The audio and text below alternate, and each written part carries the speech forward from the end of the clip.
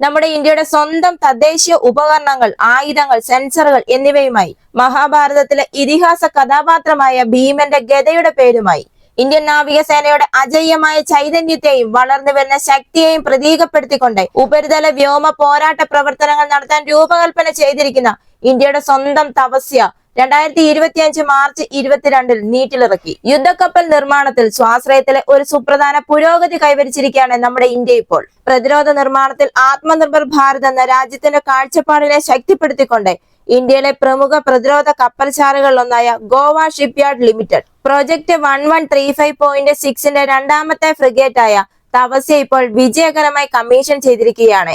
യുദ്ധക്കപ്പൽ നിർമ്മാണത്തിലെ ഇന്ത്യയുടെ മറ്റൊരു നേട്ടം.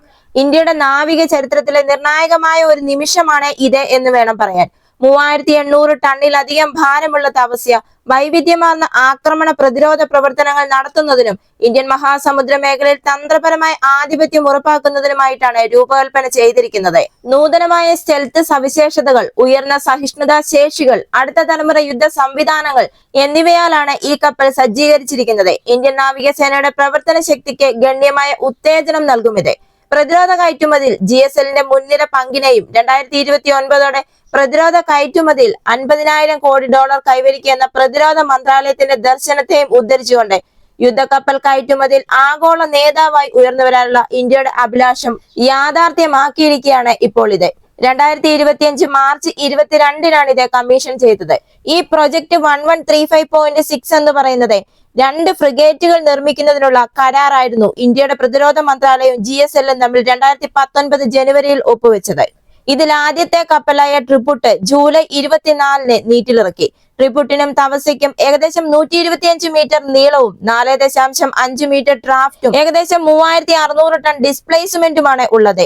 പരമാവധി 28 നോട്ടിക്കൽ വേഗത കൈവരിക്കാൻ കഴിയുന്ന ഇവയിൽ സ്റ്റെൽത്ത് സവിശേഷതകൾ, നൂതന ആയുധങ്ങൾ, സെൻസറുകൾ, പ്ലാറ്റ്ഫോം മാനേജ്മെന്റ് സിസ്റ്റങ്ങൾ എന്നിവയാലാണ് സജ്ജീകരിച്ചിരിക്കുന്നത്. ഇന്ത്യ റഷ്യ കരാറിന് കീഴിൽ നിർമ്മിക്കുന്ന തൽവാർ ക്ലാസ്സിലെ 4ാമത്തെ കപ്പലാണ് തപസ്യ. ഇതിൽ റഷ്യയിൽ 2 കപ്പലുകളും ഇന്ത്യയിൽ 2 കപ്പലുകളും നിർമ്മിക്കും. റഷ്യൻ നിർമ്മിതമായ ആദ്യത്തെ കപ്പലായ INS തുഷിൽ ഇതിനകം തന്നെ ഇന്ത്യൻ നാവികസേനയുടെ ഭാഗമായി തീർന്നു. കടലിന്റെ ഉപരിതലത്തിലും അതിനടിയിലും വായുവിലും പോരാടുന്നതിനായി ഈ ഫ്രിഗേറ്റുകൾ രൂപകൽപ്പന ചെയ്തിരിക്കുന്നത്. ബ്രഹ്മോസ് മിസൈലുകൾ കൊണ്ട് സജ്ജീകരിച്ചിരിക്കുന്ന ഈ ഗൈഡഡ് മിസൈൽ ഫ്രിഗേറ്റുകൾക്ക് ശത്രു കപ്പലുകളെയും കരലക്ഷ്യങ്ങളെയും ആക്രമിക്കാനുള്ള ശക്തമായ ശക്തിയുണ്ട്.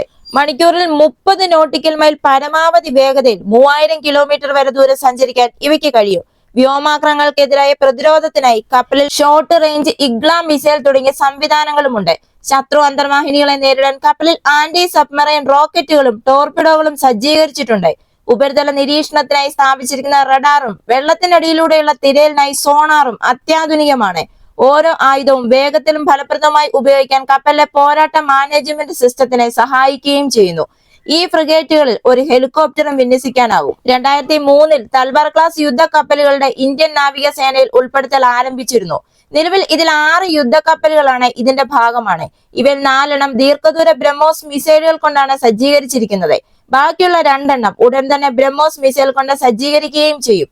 4 പുതിയ തുടർ യുദ്ധക്കപ്പലുകൾ കൂടി ചേർത്ത ശേഷം നാവികസേനയിലെ തൽവാർ ക്ലാസ് യുദ്ധക്കപ്പലുടെ ആകെ എണ്ണം 10 ഉയരും. ഇന്ത്യൻ മഹാസമുദ്ര മേഖലയിൽ ഇന്ത്യൻ നാവികപ്പടയുടെ ശക്തി വർദ്ധിപ്പിക്കാനുള്ള ശ്രമത്തിലാണ് ഇന്ത്യ. ഈ വീഡിയോ നിങ്ങൾക്ക് ഇഷ്ടമായെങ്കിൽ മറക്കാതെ ഈ ചാനൽ ഒന്ന് സബ്സ്ക്രൈബ് ചെയ്യുക, ഒരു ലൈക്ക് തരിക. അടുത്ത വീഡിയോയുമായി വീണ്ടും കാണാം.